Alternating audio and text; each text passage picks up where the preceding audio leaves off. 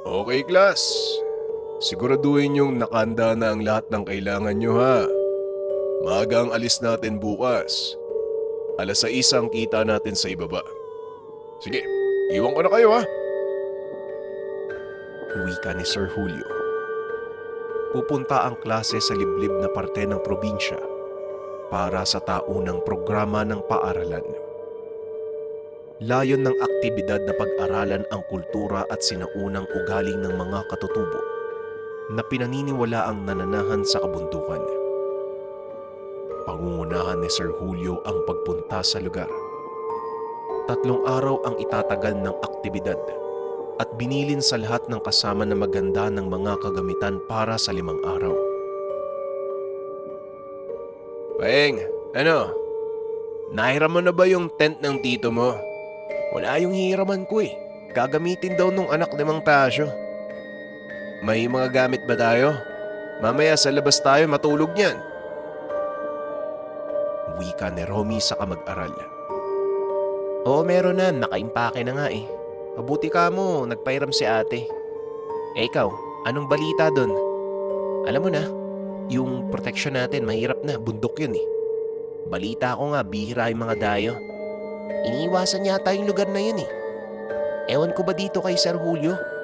Kung bakit sa dinabi-dabi ng pwedeng puntahan, talagang dun pa. Tugon ni Paeng habang itinatanong kay Romy kung naihanda na ba ang balisong. Gusto nila Paeng na makasigurado para sa kaligtasan nila.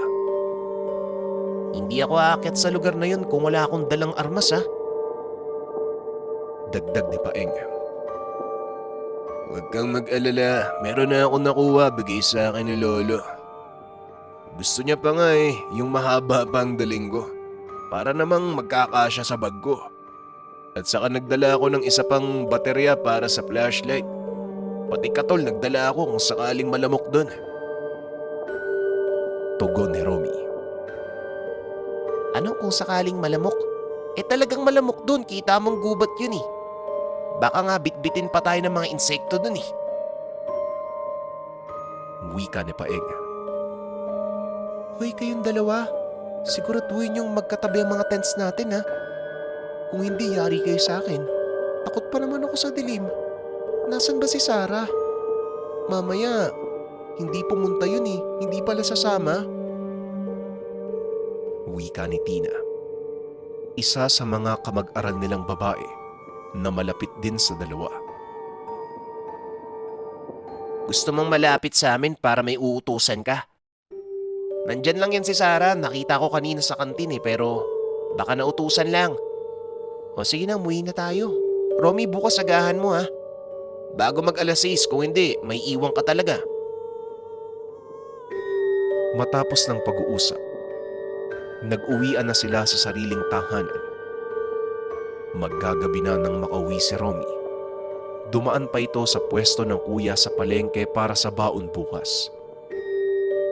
Bukod sa mga magulang, binibigyan din siya ng kuya ng baon. O Romy, bakit ginabi ka na? Alam mo namang delikado sa labas kapag alanganing oras na eh. Dumaan ka sa kuya mo ano? Basta anak, sa susunod, huwag ka na magpaabot ng ganitong oras. Ang daming balita na may mga nawawalang tao. Huwag ka nang dumagdag. Wika ng ina ni Romy. Opo, Nay. Kinuha ko lang po yung baon ko para bukas. Alam niyo na, baka gutumin ako dun eh. Tugon ni Romy. Ilang araw nga uli kayo doon. Mag-iingat ka ha. Balita ko maraming rebelde doon. Wika ng tatay. Romy po, alika nga dito sandali. Isuot mo to. Pangontra yan sa mga masasamang elemento sa gubat lalo na sa mga aswag. Kapag may malapit na aswag, bahagya yang iinit. Mapapansin mo din na may magbabago sa taong nasa paligid mo. Sino man ang makita mong balisa kapag malapit sa'yo, malamang aswang yon. Kung may nalaso naman sa inyo, o hindi kaya naman nakain kakaiba, ilagay mo lang yan sa baso ng tubig. Pagkatapos ipainom mo yung pinagbabaran. Isa yung uri ng mutya na may bendisyon. Mutya ng alingatong. Abay siguradong mangangati ang mga aswang na lalapit sa inyo. Wika ng lolo.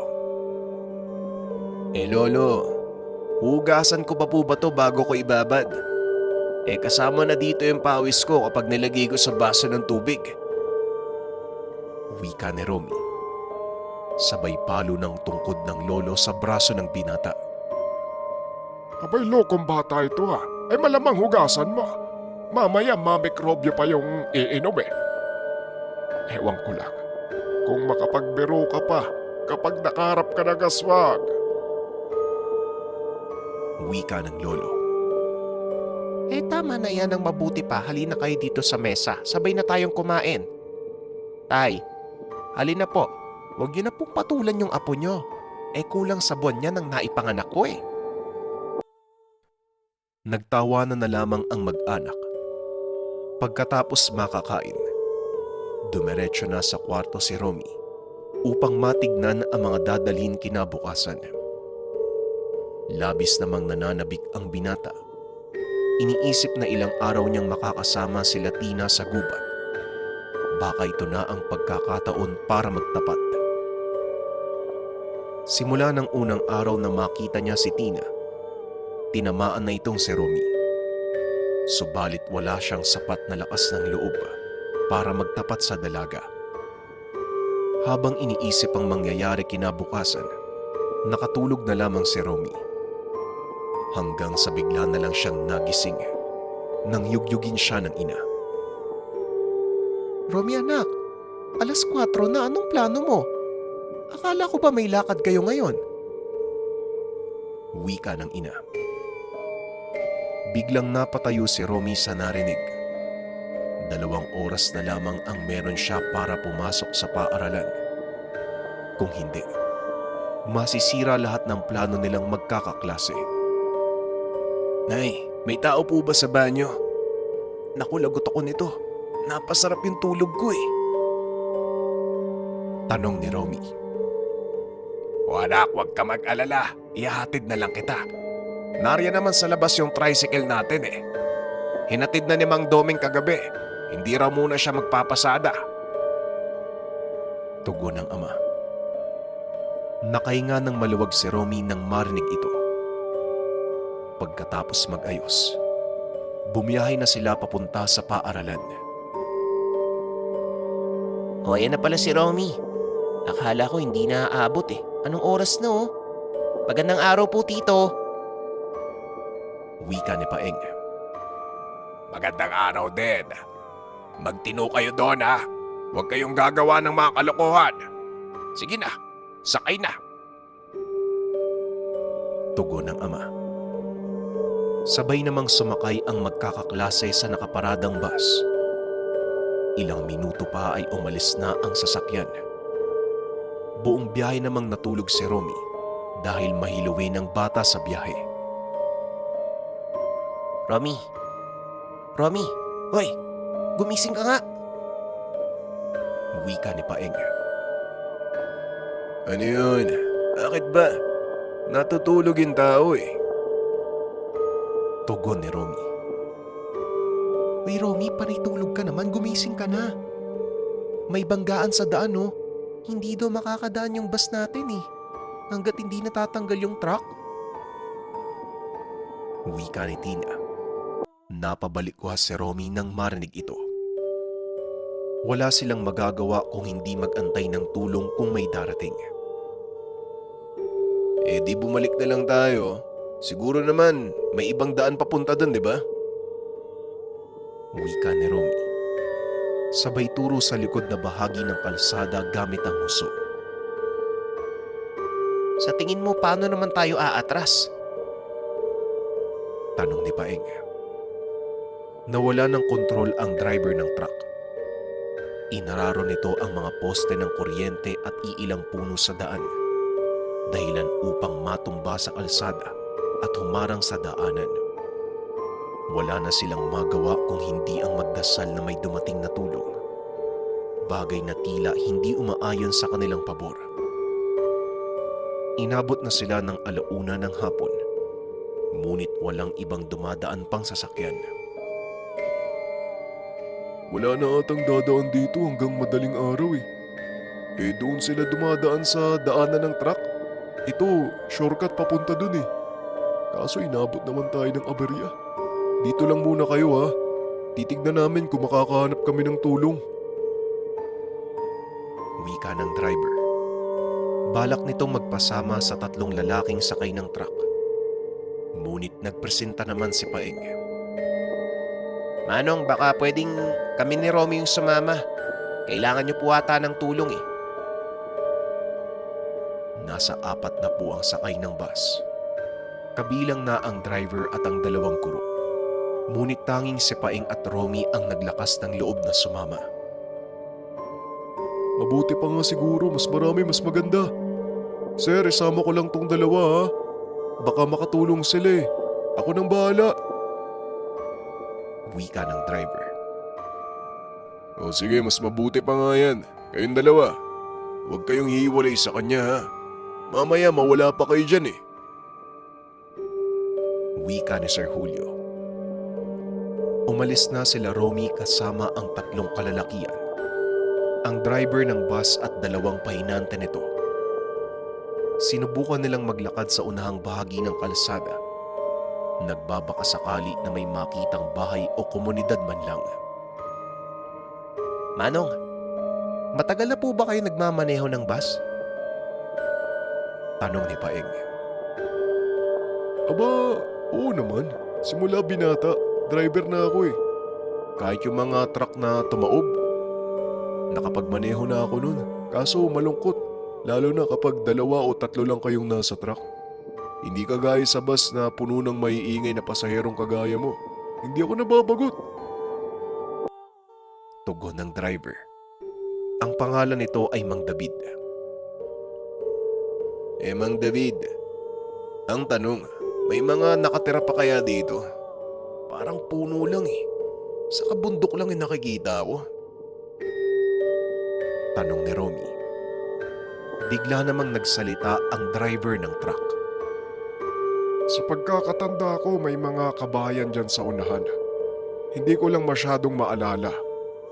Kung hindi sana tumawid yung matandang yon, hindi tayo maaksidente. Bigla na lang lumabas sa damuhan eh. Mabuti na lang hindi ko nasagasaan.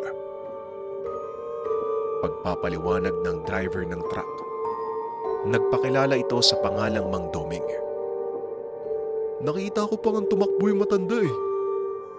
Kaso nasa manibela yung atensyon ko kaya hindi ko na napansin kung saan sumuot.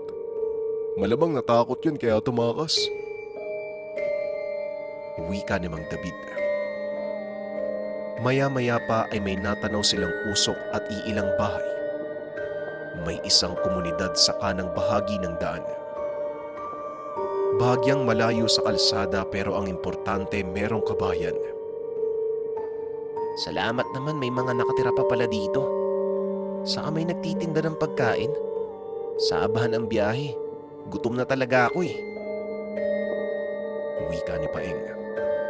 Ilang minuto pa silang naglakad. Sa bukana pa lamang ay nakita na nila ang mga batang naglalaro ng basketball. Purong lupa at ang ring ay nakakabit lang sa puno ng nyog. Nang mapansin sila ng mga tao doon, kaagad silang sinalubong ng iilang residente na tila ngayon lang nakakita ng dayo. Magandang araw sa inyo mga Ginoo. Mukhang naligaw ata kayo. Tanong ng matanda. Magandang umaga din ho. Merong aksidente dun sa sa kalsada. Hindi ho makausad yung sasakyan namin eh. Kaya naghahanap po kami ng tulong. May nakaharang po na mga puno sa daan, baka pwede po kami makairam ng pamputol. Habang wala pang tulong na dumadating. Wika ni Mang David. Ganun ba? Mabuti na lang walang nasaktan ano? Sige, mag-uutos ako ng pupunta sa kalapit na barangay. May kakilala ako nagtuturoso baka matulungan kayo. Tuloy muna kayo. Mabuti pa magpalamig muna kayo. Antayin yung dumating yung magtutroso. Wika ni Mang Yano. Inaya sila nito na pumasok muna sa tahanan. Meron siyang kinausap na lalaki. Nakapag-utos na ako, maya-maya lang dadating na yon. Tawagin niyo na lang ako sa pangalang Yano.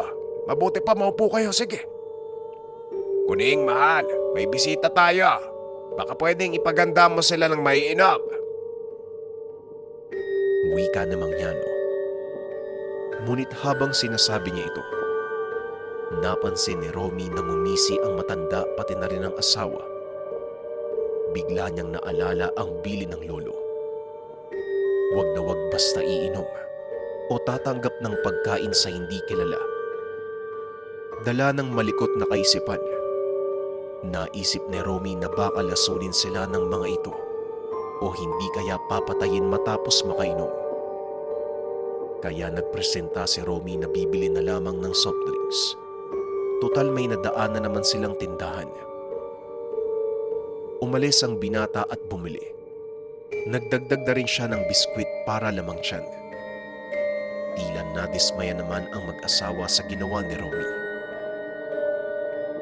Mabuti na lang may mga tao pala dito. Ang buong akala namin wala nang tutulong sa amin eh. Maraming salamat po pala ha. Wika ni David. Aba wala namang problema dyan. Pwede pa nga kayong matulog eh. Habang inaantay natin yung tutulong sa inyo. Tugon ni Mang Yano. Naiga si Mang Doming sa pahabang kahoy na upuan. Habang sila Mang David naman, tinititigan ang mga alagang manok ni Mang Yano. Si Romy at Paeng, abala sa pagkain ng biskwit. Tol, wala ka bang napapansin kila Mang Yano? Saka Aling Kuning. Parang nagalit yata nung nagpresenta akong bumili ng pagkain eh. Bakit kaya? Tanong ni Romy. Baka hindi naman. Isa pa, tinutulungan nga nila tayo, di ba? Ang mabuti pa, ubusin mo na yung kinakain mo. Sayang naman kapag di mo naubos. Tugon ni Paeng. Ngunit inabot na lamang sila ng 4:00 ng hapon. Wala pa din ang tulong na sinasabi ni Mang Yano.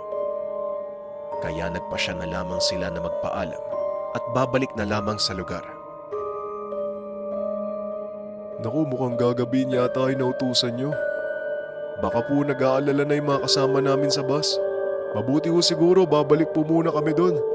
Kung sakaling dumating yung tutulong sa amin, nandoon lang po kami sa kalsada. Wika ni Mang David. Sabay turo sa direksyon kung saan sila galing. Aba, pasensya na kayo ha. Hindi ko alam kung anong nangyari eh. Hanggang ngayon wala pa rin. O siya sige, kung sakaling maisipan yung makitulog dito, huwag kayo magdadalawang isip. Bukas ang tahanan namin para sa inyo. Tugon ni Mang Yano. Nag-umpisang maglakad sila Romy. Bigla nitong naalala ang kwintas na bigay ng lolo at kinuha sa bag. Teka nga, umiinit yung kwintas ah. Wika ni Romy. Kasalukuyang katabi niya si Mang Yano. Halatang naaasiwa ito at lumipat ng pwesto. Teka, ang sabi ni Lolo, kapag uminit yung kwintas, merong aswang sa paligid. Wika ni Romy sa sarili. Sa tuwing sinusubukan niyang lumapit kay Mang Yano, lumalayo ito sa binata. O paano ba yan? Dito ko na lang kayo hahatid ha. Naalala ko, hindi ko pa pala napapakain yung mga manok ko. Magdidilim na. Maiwan ko na kayo. Wika ni Mang Yano at halatang nagmamadali. Maya-maya pa ay binulungan nito si Paeng. Tol, may nalaman ako eh. Kita mo tong kwintas ko. Mutyato sabi ng lolo ko, pangontra sa aswang. Ang malupit pa, nung nilapitan ko si Mang Yano, panay ang layo sa akin eh. Kaya malamang, ito yung dahilan kung bakit umuwi yung matanda. Wika ni Romy, habang papalapit sa mataong parte ng sentro. Hanggang sa biglang inangat ni Paeng ang kwintas upang masilip sa liwanag Nang maiangat ni Paeng ang kwintas, naglayuan ang lahat ng taong nasa daanan. Tila napapaso ang mga ito. Masama ang titig sa kanila.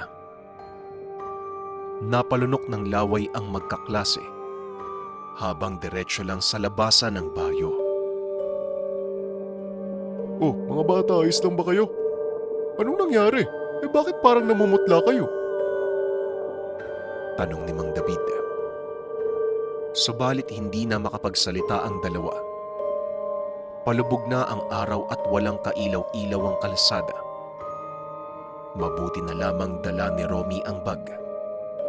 Nanginginig pa itong nailabas ang dalang flashlight. Mang David, naniniwala po ba kayo sa aswang? Tanong ni Romy. Aba, oo naman. Alam mo nung buntis yung misis ko, may manananggal kaming hinabol sa sagingan eh. Ang baho ng amoy. Teka, bakit mo nga pala natanong? Tugon ni Mang David. Kasi Mang David, yang si Romy may dalang mutya na pangontra sa aswang. Gusto sanang subukan. Nung naitaas kanina, parang natakot po yung mga tao dun sa baryo. Wika ni Paeng.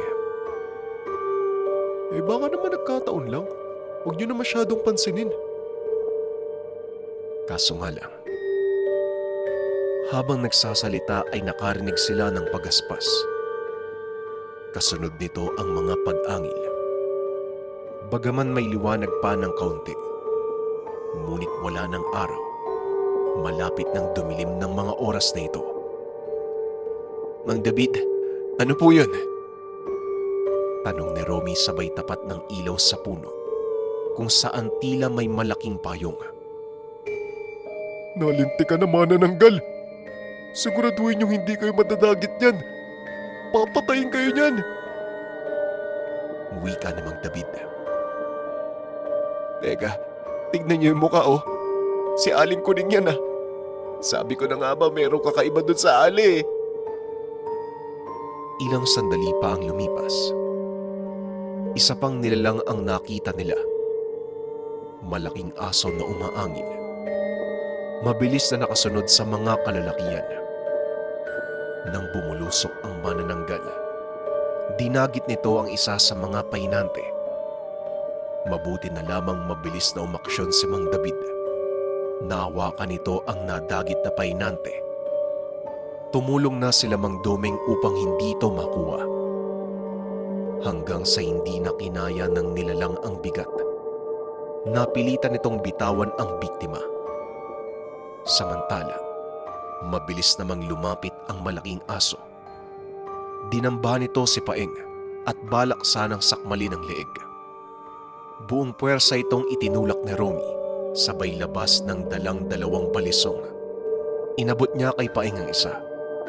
Magkasama nilang inaambahan ang aso, habang tuloy lang sa pagtakbo sila Mang David. Sumunod yung aso at pinunterya si Romy. Nagbuno ang dalawa sa kalsada hanggang sa muling uminit ang kwintas ng binata. Hindi malaman ng aso ang gagawin. Gustuhin mang kumawala, subalit hindi na ito binibitawan ni Romy. Kakaibang lakas ang bumalot sa binata. Hindi niya maintindihan kung bakit nawala ang takot sa pagkatao niya. Pare, tulungan mo ko, dalian mo. Saksakin mo yung ulo. Kagad namang lumapit si Paeng. Ngunit pareho silang tumilapon nang bumulusok ang manananggal, kasabay ng pagtakbo ng aso. Halina kayo dito. Bilisan nyo na, mamaya magtawag pa yan eh. Wika ni Mang David. Narinig nila Romy ang ilang pag-angil mula sa pinanggalingan nilang baryo. Nang makarating sila sa bus, naroon at nag-aantay ang mga kasamahan. May iilang motorista na tumulong upang matanggal ang mga nakaharang na kahoy. Si Manong David na lamang ang inaantay upang maiatras ang bus pabalik sa bayan. Bilisan nyo na, pumasok na kayo. Hindi normal yung mga tao dito. Wika ni Mang David. Nakita nila ang mga taong papalapit sa kanila. Ito yung mga residente sa pinanggalingang baryo. Nag-atrasa na ang mga tumulong. Kanya-kanyang pagtakbo papalayo sa mga aswang. Habang sila Mang Doming naman ay nakasakay na sa bus. Nakita nila sa likuran na naroon si Mang Yano, kasama yung lalaking inutusan niyang humingi ng tulong. Nakatakas sila doon sa lugar.